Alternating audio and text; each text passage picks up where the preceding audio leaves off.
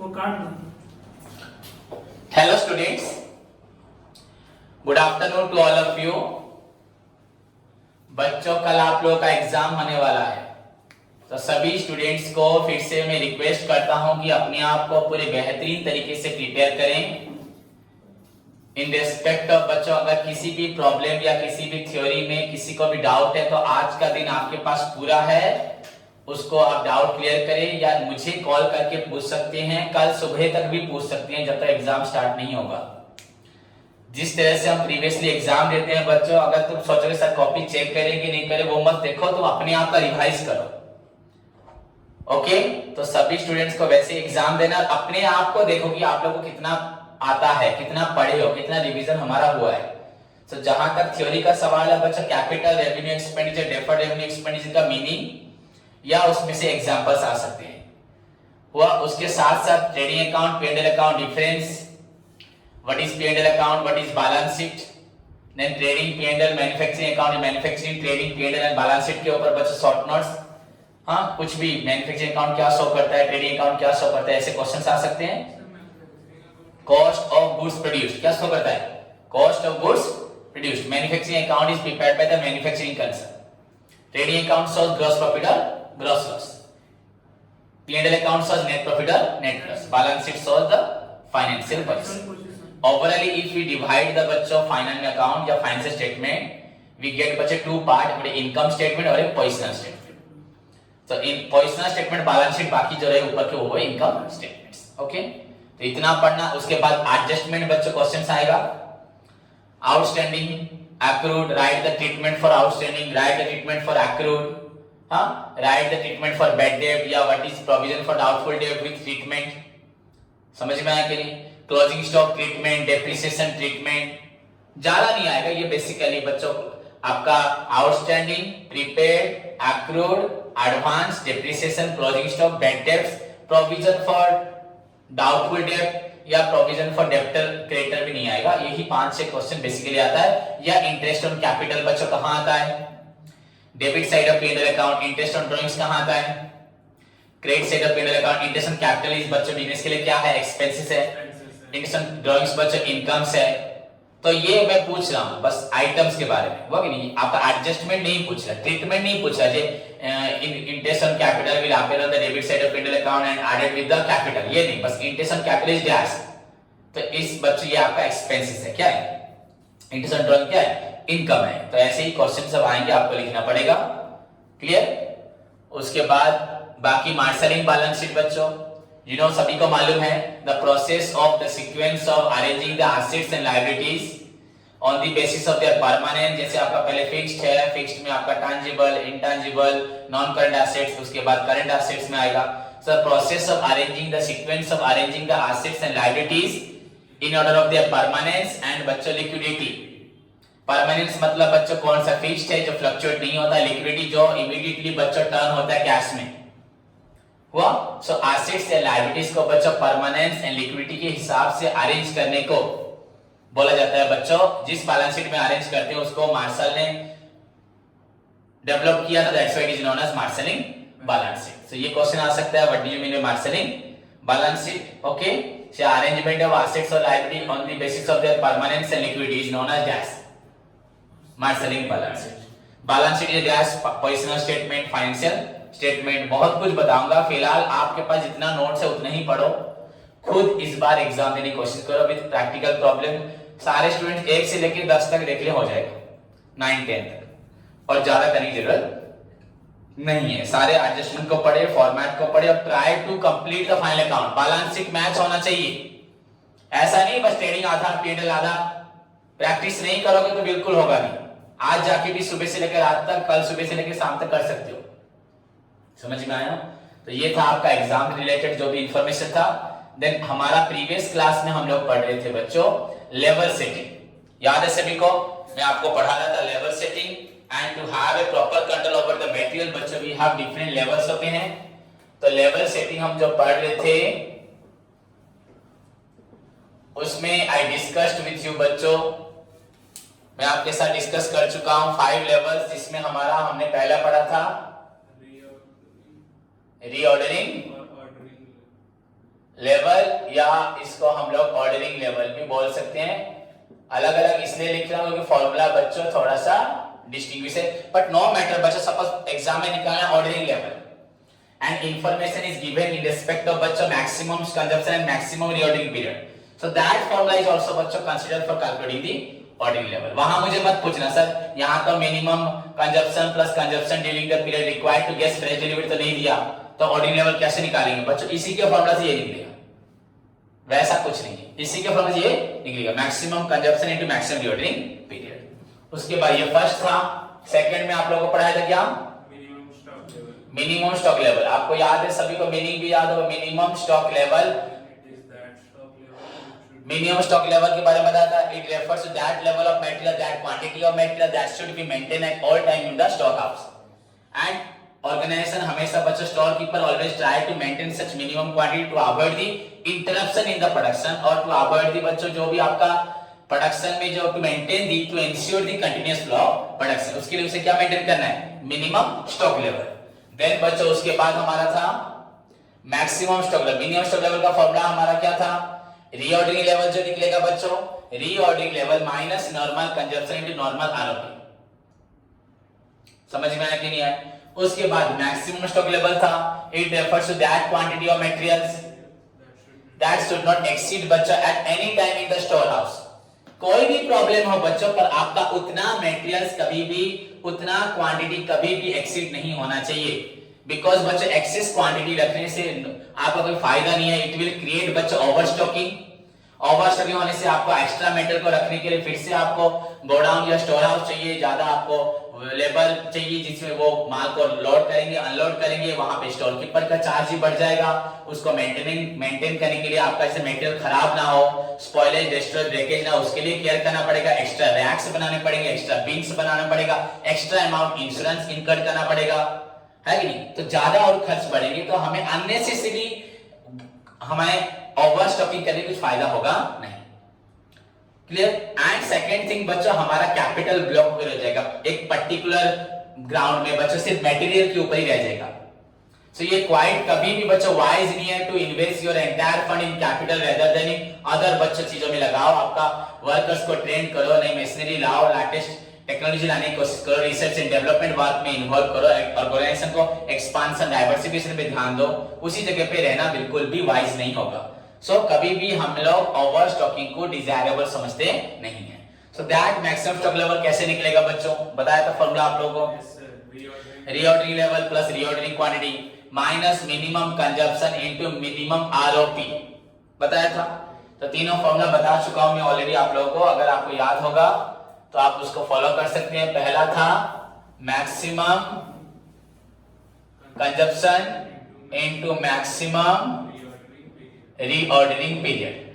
Ordering level है बच्चों minimum consumption, हाँ, plus consumption during the period required to get fresh delivery. Minimum stock level बच्चों कैसे मिलेगा? Reordering level minus normal consumption into normal reordering period. अगर एक बच्चा बोलेगा sir normal consumption normal reordering period कैसे निकालते हैं? सो बच्चा नॉर्मल कंजप्शन कैसे निकालोगे तुम लोग? Is equal to maximum consumption, हाँ, प्लस मिनिमम कंजप्शन, सब नोट्स में आपका होगा बाय 2।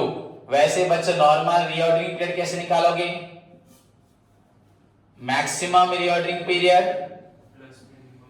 या मिनिमम प्लस मैक्सिमम लिख सकते हो। अगर मैक्सिमम मैंने लिख दिया है, आप पहले मिनिमम प्लस मैक्सिमम बच्चों जो भी है आपका, so minimum reordering period plus बच्चों maximum reordering period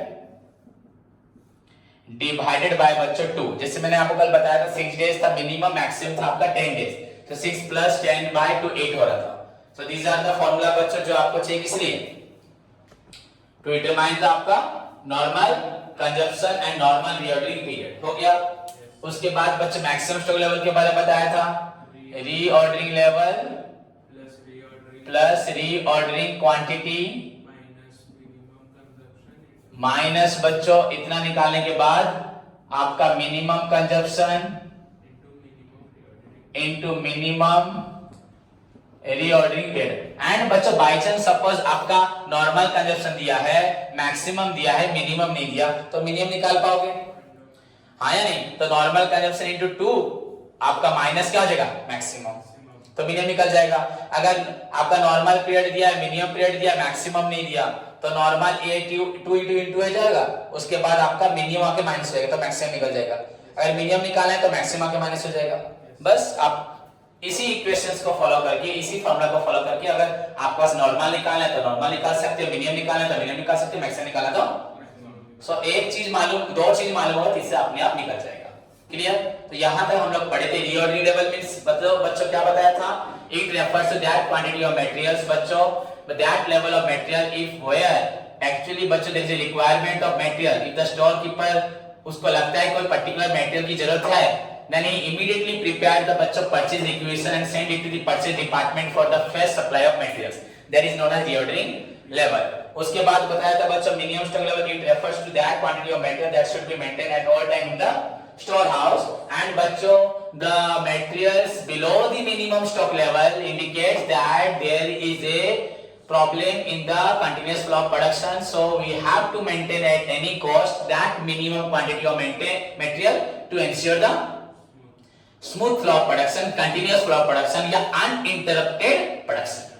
The maximum stock level बता चुका हूं, that should not exceed, it refers to that quantity of material, that level of material which should not exceed बच्चों, ये भी आपका exceed नहीं होना चाहिए। एक बच्चा बोलेगा सर एक्सीड होने से क्या प्रॉब्लम है? बिकॉज ओवर स्टॉकिंग क्रिएट होगा एंड आपका कैपिटल अननेसेसरी ब्लॉक होकर रहेगा, रेदर देन उसी कैपिटल को कहीं इन्वेस्ट करोगे, बैंक में रखोगे भी उससे आपको इंटरेस्ट मिलेगा, या किसी और पर्टिकुलर ग्राउंड में खर्च करोगे तो वहां से भी फायदा हो सकता है। सो ये क्वाइट कभी भी बेनिफिशियल नहीं है, कन्वीनियंट नहीं है, आपके लिए वाइज नहीं है कि सारा पैसा सिर्फ मटेरियल में ही रखोगे। इनफैक्ट सोचो अगर मटेरियल नष्ट हो जाए तो, कल प्राइस डाउन हो जाए तो, अननेसेसरी खरीदे फायदा है क्या? कोई फायदा नहीं। खत्म, इतना पढ़े थे। उसके बाद हमारा था बच्चों एवरेज लेवल। क्या था? एवरेज लेवल बच्चों। सब एवरेज लेवल का कोई मीनिंग तो बोलने की जरूरत नहीं है, समझ में है कि नहीं? एवरेज लेवल तो अपने आप में ही लेवल है, which is the average of minimum and average stock level. तो कंपनी कभी कभी हमेशा कोशिश करेगी मिनिमम तो नहीं, मिनिमम से कम तो नहीं जाना, मैक्सिमम से ऊपर नहीं जाना, तो हमेशा हमारे पास एवरेज लेवल एटलीस्ट मेंटेन होना चाहिए। तो एवरेज स्टॉक लेवल कैसे निकलेगा बच्चों? अगर देखा जाए तो मिनिमम स्टॉक लेवल, स्टॉक यहां पे लेवल बच्चों इसको लिया जाएगा, minimum stock level maximum stock, यहां मिनिमम कंजप्शन नहीं, कंजप्शन नहीं, minimum stock level plus maximum stock level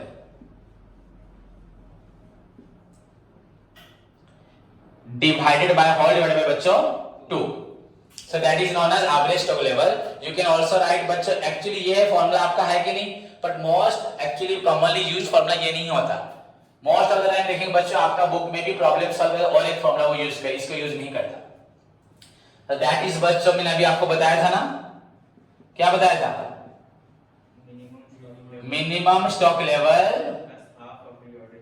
plus half of reordering quantity, reordering या रीऑर्डर क्वांटिटी जो लिखना है लिखो, रीऑर्डरिंग। देखो बच्चे ध्यान से देखो, मैंने ये जो फॉर्मूला लिखा सेकंड वाला उसको ध्यान से देखो, minimum stock level plus half of reordering quantity. आप इस फॉर्मूला को भी ज्यादातर कंसीडर करेंगे, हमेशा मिनिमम प्लस मैक्सिमम बाय 2 करने से मोस्ट ऑफ द टाइम आपका as per the required answer जो आपका बुक में दिया होगा आंसर नहीं निकलेगा। So minimum stock level plus half of reordering quantity, half of reordering quantity. बच्चों एवरेज स्टॉक लेवल का फॉर्मूला इसको बनाया गया, मिनिमम स्टॉक लेवल तो समझने में कोई डाउट नहीं है। हाफ ऑफ रीऑर्डरिंग बच्चों, हम ऑर्डरिंग जो करते हैं, हम ऑर्डर जो करते हैं उसका आधा, मिनिमम तो हमें रखना ही पड़ेगा, मिनिमम तो रखना चाहिए, मिनिमम तो बड़ी बात नहीं है, मिनिमम उससे कम हो जाएगा तो प्रॉब्लम हो जाएगा। बस बच्चों हम जो मंगाते हैं उसका आधा मतलब वन टाइप ऑफ एवरेज हो रहा है, वो प्लस मिनिमम अगर हो जाए उसको भी क्या बोलते हैं? हम मिनिमम प्लस मैक्सिमम बाय 2 मत करो, हम लोग मंगाते जो है क्या मंगाते हैं? रिक्वायर्ड, जो रिक्वायर्ड है वही मंगाते हैं, कितना हमें चाहिए, तो रिक्वायरमेंट का आधा भी कंसीडर करके बच्चों मिनिमम के साथ अगर ऐड करेगा that is also known as average stock level हो गया। एंड फाइनली बच्चों move to the danger level. उसके बाद आपका फिफ्थ बच्चों लेवल सेटिंग है, that is known as your danger level. नाम ही बहुत खतरनाक है ना, डेंजर लेवल। डेंजर वर्ड कभी सुने हो? देखे हो कहीं पे लिखा होते हुए? कहां देखे हो? रोड पे नहीं, यहां देखे होगे जहां पे ट्रांसफार्मर लगा होगा, इलेक्ट्रिक पोल के नीचे जहां ट्रांसफार्मर, वहां लिखा डेंजर 11,000 kV या 5,000 कुछ ऐसे 10,000 वोल्ट ऐसे कुछ लिखा होगा, मुझे इतना आइडिया नहीं है उस बारे में। 11,000 किलोवाट ना, नहीं वो आवाज भी आता होगा नहीं। तो बच्चों डेंजर लेवल का मतलब क्या है बच्चों? It refers to that level of बच्चों आपका मटेरियल जो भी होगा where the normal issue of material बच्चों स्टॉप हो जाता है, जहां पे मटेरियल इश्यू करना बच्चों स्टॉप हो जाता है, प्रोडक्शन स्टॉप हो जाता है, जहां पे प्रोडक्शन करना स्टॉप हो जाता है। देख सकते हैं आपके नोट्स में भी लिखा होगा बच्चों, where it refers to that level बच्चों where normal issue of the material बच्चों are stopped and issues are made बच्चों, issues are made, यहाँ पे नॉर्मल इश्यू तो पहले स्टॉप हो जाएगा एंड इश्यूज बच्चों तभी होगा जब आपको इंस्ट्रक्शंस ऊपर से मिलेगा प्रोडक्शन करो, वो बोलेंगे तो प्रोडक्शन करेंगे, ऊपर से अगर ऑर्डर आएगा, अगर नहीं बोलेंगे तो प्रोडक्शन होगा नहीं। Clear? There is known as danger level. इसको कैसे निकाला जाता है बच्चों? एवरेज कंजप्शन फिर into maximum reordering period for reordering period बच्चों आरओपी फॉर इमरजेंसी। बच्चों तुम सभी को नोट्स दिया है, नोट्स में लिखा है देखो, इमरजेंसी परचेजेस। जिनके पास नोट्स नहीं है वो मांग ले सकते हैं या ऑनलाइन पे मांग सकते हैं।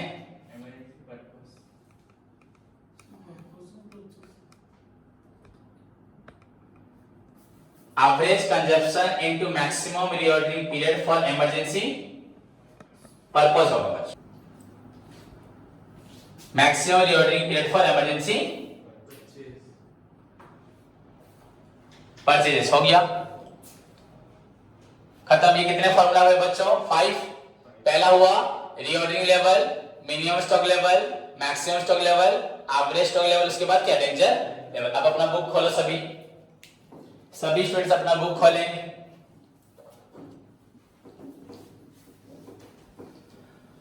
अब इन पांचों फॉर्मूला को याद रखना है। आशीष पहला बोल, रीऑर्डरिंग लेवल कैसे निकलेगा?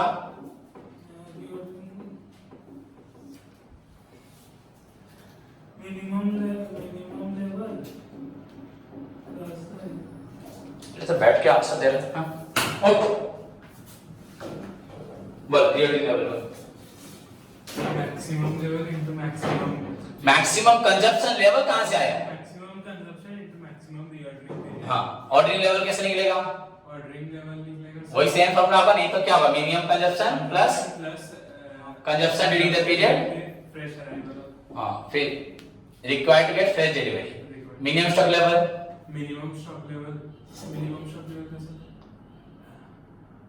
Reordering level minus normal consumption into normal ROP. Okay, maximum stock level का sir reordering level plus reordering quantity minus maximum minimum consumption into minimum ROP हो गया। तो उसी सभी रीऑर्डरिंग से निकल रहा है। उसके बाद average stock level minimum stock level plus maximum stock level divided bye दूसरा एक्चुअली मेन फार्मूला कौन सा बताया?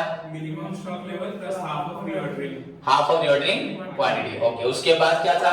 डेंजर लेवल कैसे निकलेगा? Average consumption into consumption maximum consumption during the emergency purchase. Maximum reordering period for क्या था? Maximum for emergency हो गया। एवरेज कंजप्शन इनटू मारूंगा तो थप्पड़ खींच के साइड दे देगा। हाफ कहां से आया? Danger level, average consumption into period for emergency. तो हर चीज गलत बोल रही हो। पहला था reordering level, reordering level maximum consumption into maximum ROP. पर क्या आया था घर से कर? Ordering level minimum consumption plus consumption during the period required to get fresh delivery. अभी तो लिखा है sir minimum stock level, reordering level minus आपका normal consumption into normal ROP, maximum stock level, reordering level plus reordering quantity minus minimum consumption into minimum ROP, then average stock level minimum plus maximum by 2 या minimum plus half of reordering quantity, then danger level बच्चों average consumption into maximum reordering period for emergency. अब निकालो book का number 1 निकालो। Open your books बच्चों, सभी students अपना book खोलें।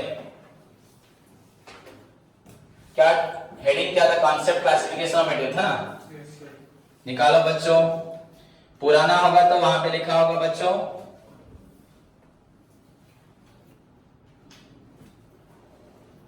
पुरानी बुक्स में हेडिंग होगा मेटेरियल कंट्रोल में techniques of material control. Old book जिसका होगा, रिसेंट बुक में लिखा है concept and concept classification control of material, पूरा टॉप में लिखा हुआ है। तो ओपन योर बुक्स बच्चों, क्वेश्चन नंबर 1 मैंने कल से किया था, दोबारा कर दो ना, हो जाएगा। क्वेश्चन नंबर 1 में कर चुका हूं प्रैक्टिकल प्रॉब्लम का। सभी बच्चे बुक्स खोलें। क्वेश्चन नंबर 1 कर चुका हूं ऑलरेडी। तो बच्चों आज करेंगे क्वेश्चन नंबर 2। बैठो बच्चों, question number 2, calculate the minimum stock level, maximum stock level, reordering level from the following information. हमें निकालना है क्या बच्चों? हमें निकालना है, देखो, मिनिमम स्टॉक लेवल निकालना है, देन मैक्सिमम स्टॉक लेवल निकालना है, उसके बाद बच्चे रीऑर्डरिंग लेवल। सेम चीज है जो क्वेश्चन नंबर 1 में था आपका। ये तीनों हमें आइडेंटिफाई करना है बच्चों। ओके, सो हमारे पास गिवन क्या है क्वेश्चन में? हम सॉल्यूशन की तरफ चलते हैं। वी हैव बच्चों, क्वेश्चन में क्या क्या लिखा हुआ है देखो पहले, सभी स्टूडेंट देखिए ध्यान से। हमारे पास क्या क्या इंफॉर्मेशन है पहले। मिनिमम कंजप्शन 100 यूनिट्स, देखो minimum consumption is equal to आपका 100 units per day. Maximum consumption, सभी ध्यान से देखिए, अगर बुक नहीं है तो मैं क्वेश्चन लिख रहा हूं यहां पे, 150 यूनिट्स। आपका सॉल्यूशन में क्वेश्चन को एक्सप्लेन कर रहा हूं। पर डे, पी डे मतलब पर डे लिखा है। नॉर्मल कंजप्शन आपका 120। अब आप लोग अपनी मर्जी से कुछ मत बोलिएगा कि सर मिनिमम तो हुआ आपका 100, मैक्सिमम तो हुआ 150 बाय 2 इज इक्वल टू, तो आपका 250 बाय 2 इज इक्वल टू 125 होना चाहिए। अरे 125 हमारी मर्जी से होगा, उसने क्या दिया है 120, तो हम किसको लेके चलेंगे 120। यहां पे हमें निकालना नहीं है, जो दिया है वही लोगे। उसके बाद reordering period, reordering period is equal to बच्चा 10 to 16 days। रीऑर्डरिंग क्वांटिटी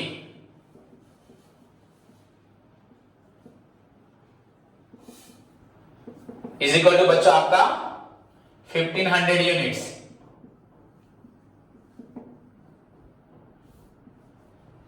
उसके बाद normal reordering period,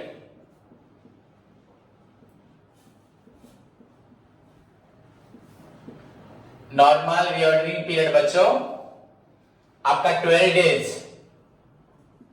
12 days, this is the question बच्चों। ये आपका मैंने क्वेश्चन को एक्सप्लेन कर दिया, क्या क्या इंफॉर्मेशन आपका अवेलेबल है हमारे पास। Now we are required to find out बच्चों, हमें क्या क्या निकालना है बोलो। पहले हमें निकालना है minimum stock level. We have minimum, but minimum हम नहीं निकाल सकते, मैक्सिमम नहीं निकाल सकते। ये पहला, ये सेकंड, ये थर्ड, जब तक रीऑर्डरिंग लेवल नहीं निकलेगा। तो पहले बच्चों वी हैव क्या निकालना है, नीचे से जाना पड़ेगा, बिकॉज हर इस फॉर्मूला का मेन फॉर्मूला क्या है reordering level. So that is equal to बच्चों हमारा maximum consumption into maximum. Reordering period. तो आप लोग कंजप्शन में लिख नहीं रहा, कंजप्शन स्पेलिंग CONSUMPTION, कंजम्पशन पर CONS लिख दिया बच्चों। तो अब बताओ मुझे मैक्सिमम कंजप्शन कितना है रितेश, कितना है? 100 यूनिट से मैक्सिमम कंजप्शन, मैक्सिमम 100 यूनिट से कितना है 150 यूनिट्स। बैठ के आंसर देगा 150 यूनिट्स। उसके बाद मैक्सिमम पीरियड कितना है बोल, मैक्सिमम पीरियड कितना है 16 डेज। तो इसको कितना होगा 16 0 0 16 5 80 0 8 16 1 16 8 24। तो कितना निकला 2400 यूनिट्स। क्या निकला 2000।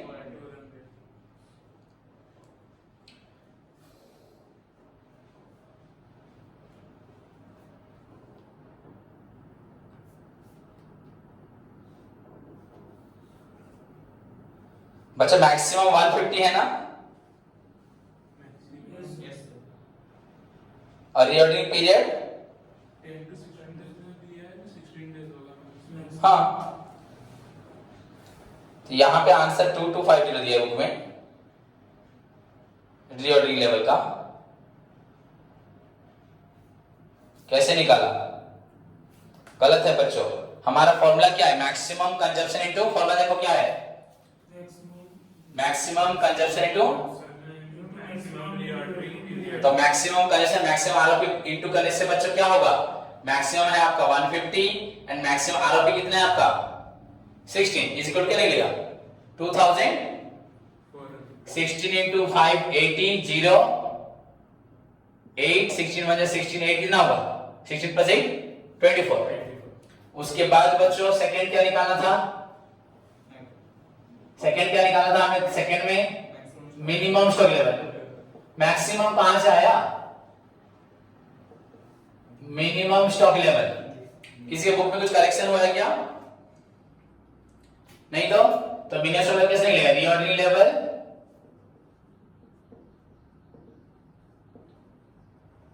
माइनस नॉर्मल फिर इनटू नॉर्मल रीऑर्डरिंग पीरियड। तो रीऑर्डरिंग लेवल कितना है 2400 माइनस नॉर्मल करेक्शन कितना है 120 into normal period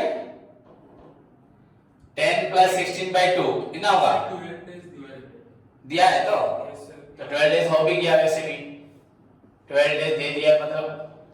So 2400 minus बचे कितना हुआ 1440। तो इज इक्वल टू बच्चों इज इक्वल टू क्या निकला तुम्हारा देखो 0 960 क्या निकल रहा है 960। उसके बाद बच्चा निकालना है हमें क्या मैक्सिमम स्टॉक लेवल। आप बुक का आंसर मत देखो कोई, मैक्सिमम स्टॉक ये कैसे निकलेगा रीऑर्डरिंग लेवल प्लस रीऑर्डरिंग क्या लिखेंगे बच्चों क्वांटिटी माइनस बच्चों क्या होगी minimum consumption into minimum reordering period. अब बताओ इंफॉर्मेशन बताओ, रीऑर्डरिंग लेवल क्या है 2400, रीऑर्डरिंग क्वांटिटी क्या है बच्चों हमारे पास 1500 माइनस मिनिमम कंजप्शन कितना है 100 प्लस मिनिमम रीऑर्डरिंग पीरियड कितना है बच्चों 10। बुक में वो मैक्सिमम बच्चे एक्चुअली 16 डेज हुआ है 15 डेज हो जाएगा, तो आंसर हो जाएगा आपका बुक का आंसर, जरूरत नहीं है। 3900 माइनस बच्चों 1000 इज इक्वल 2900 यूनिट्स। तो लिख दो ये आपका 960 units and this is your बच्चों 2400 यूनिट्स। तो हमारा ये तीनों निकला reordering level, minimum stock level, then बच्चों मैक्सिमम स्टॉक लेवल।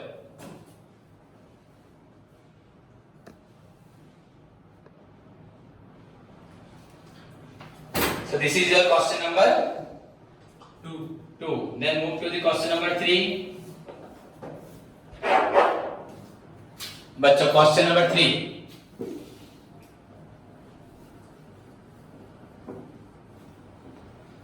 बच्चों इन क्वेश्चन नंबर 3 में आप ध्यान से देखो यू विल गेट हियर बच्चों यहाँ पे आपका 2 कंपोनेंट्स दिया है, कंपोनेंट्स ए कंपोनेंट बी। तो हम डायरेक्ट बच्चों करते हैं। क्वेश्चन में पहले है क्या, क्वेश्चन नंबर 3 गिवन बच्चों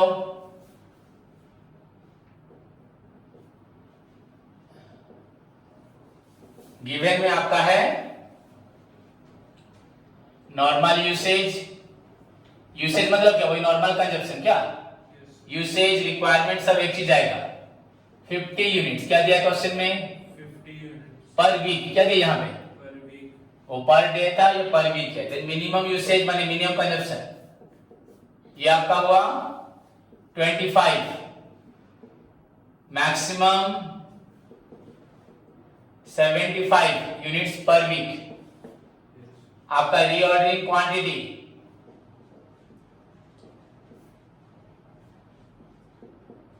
बच्चा ए के लिए है 300, बी के लिए है 500। रीऑर्डरिंग पीरियड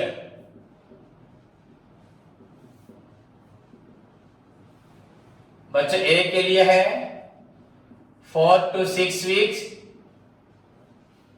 बी के लिए है 2 to 4 वीक्स, 2 to 4 वीक्स।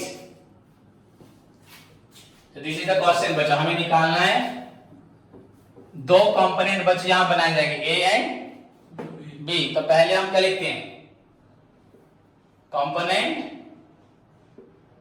ए निकालना बच्चों। पहले क्या है, रीऑर्डरिंग लेवल। क्या निकालना है, सभी आंसर दें। Reordering level what is the formula बच्चों, बोलो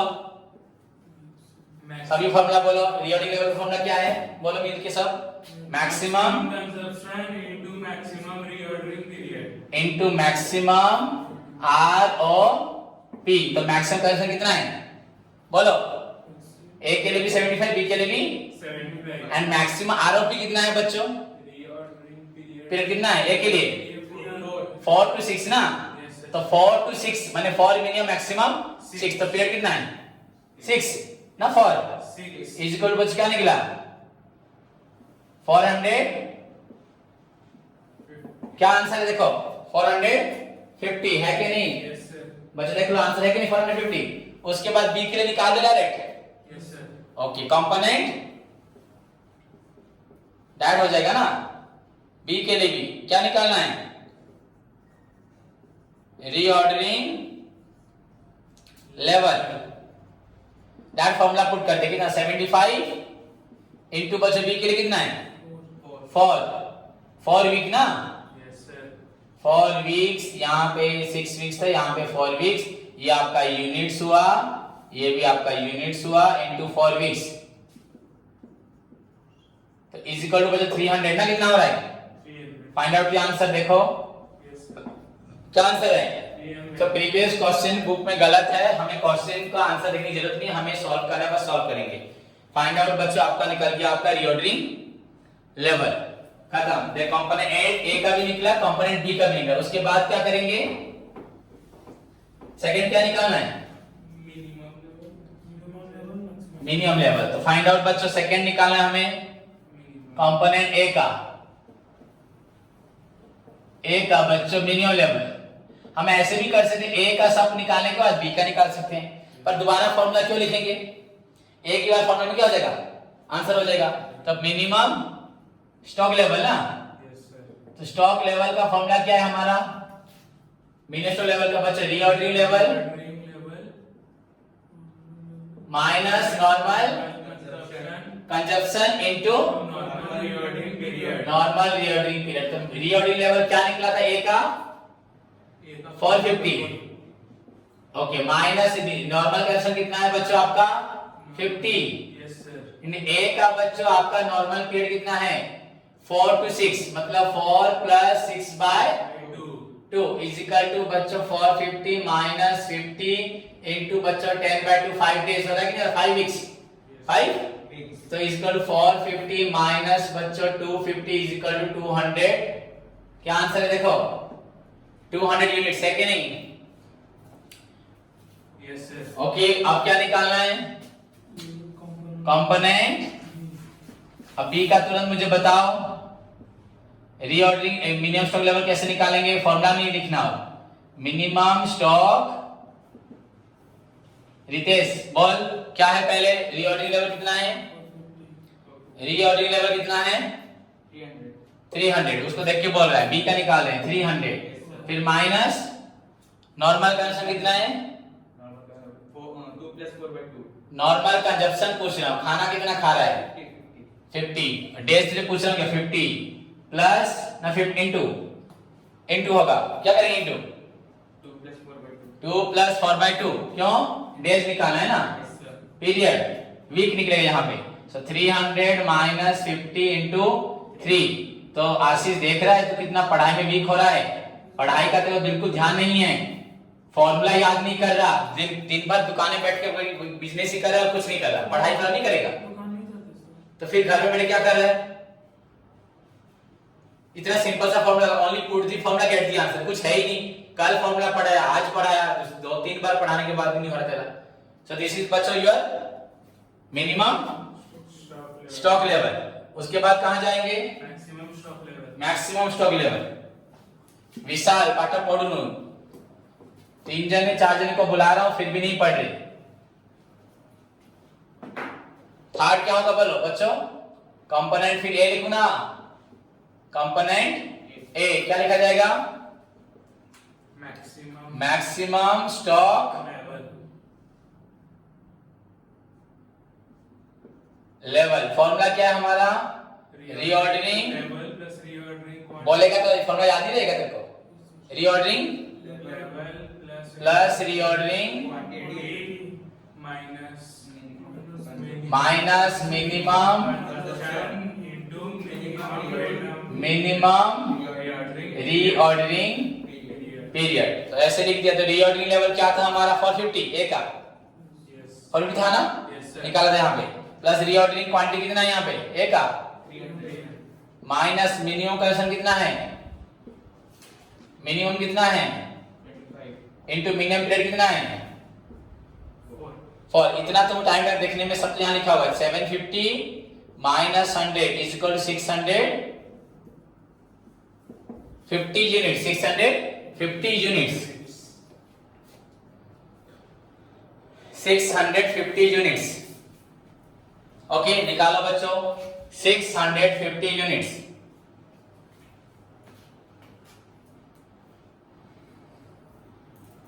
देखो आंसर क्या है, देख लो, चेक कर लो,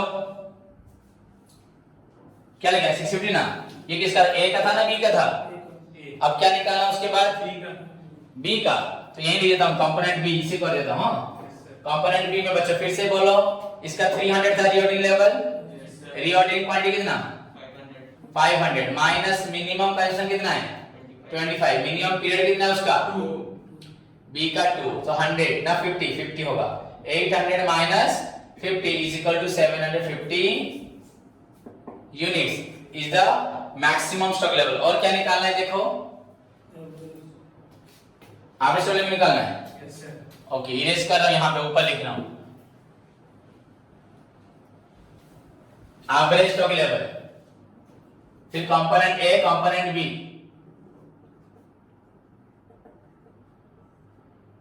एवरेज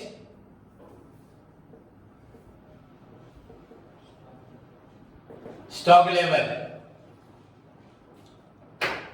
एवरेज स्टॉक बच्चों कैसे निकलेगा ये, मिनिमम प्लस मैक्सिमम बाय 2 या minimum stock level plus half of reordering quantity. तो हम इसमें जाएंगे, किसमें मैंने बोला तुम लोग को, मिनिमम देखो stock level plus half of reordering quantity, इस फॉर्मूला को फॉलो करते हैं। तो बच्चों आपका मिनिमम स्टॉक लेवल कितना है, मिनिमम स्टॉक लेवल कितना निकला था आपका, स्टॉक लेवल ए का, ए का क्या निकला था, मिनिमम स्टॉक लेवल पूछ रहा हूं, 200 यूनिट्स मिला, 300 क्या बोल रहे, रीऑर्डरिंग लेवल बोल रहे, वो भी 450 था बच्चों, plus half of reordering quantity कितना है, रीऑर्डरिंग क्वांटिटी आपको कितना है? A का। रीऑर्डरिंग क्वांटिटी सर 450 का हुआ। क्यों आपका 450? रीऑर्डरिंग क्वांटिटी पूछ रहा हूं, 300 है यहाँ पे। हर अनाप शनाप बोले जा रहे हो। फॉर्मूला तो क्या, मिनिमम स्टॉक लेवल ऑलरेडी निकाल चुके हैं, 200 plus half of reordering quantity. Reordering quantity कितना है हमारे यहाँ पे? 300 है, तो निकल गया 100। आंसर क्या है? देखो कितना है आंसर? हो गया। बस तो फॉर्मूला ही पुट करना है। तुम लोग फॉर्मूला में भी बार बार गलती कर रहे हो। उसके बाद क्या है कंपोनेंट? बिल्कुल पढ़ नहीं रहा फैजान भी, ध्यान से। क्या लिखोगे इसके बाद? यहाँ पे कल बहुत थप्पड़ खाओगे, सभी मार खाओगे। क्या निकाले फॉर्मूला? बोलो फॉर्मूला क्या? मिनिमम स्टॉक लेवल कितना है इसका? 150। इसका क्या? Average stock level is equal to, तो एवरेज स्टॉक लेवल क्या लिखा था इसका? बोलो मिनिमम स्टॉक लेवल क्या लिखा था? बोलो 150।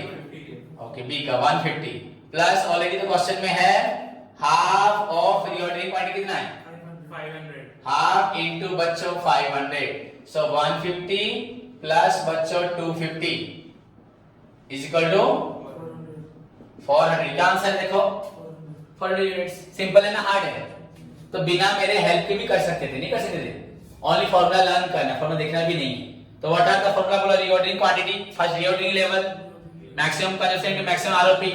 ऑर्डरिंग लेवल हुआ तो minimum consumption plus consumption during the period required to get, then minimum stock level. Reordering level निकलेगा जो माइनस करोगे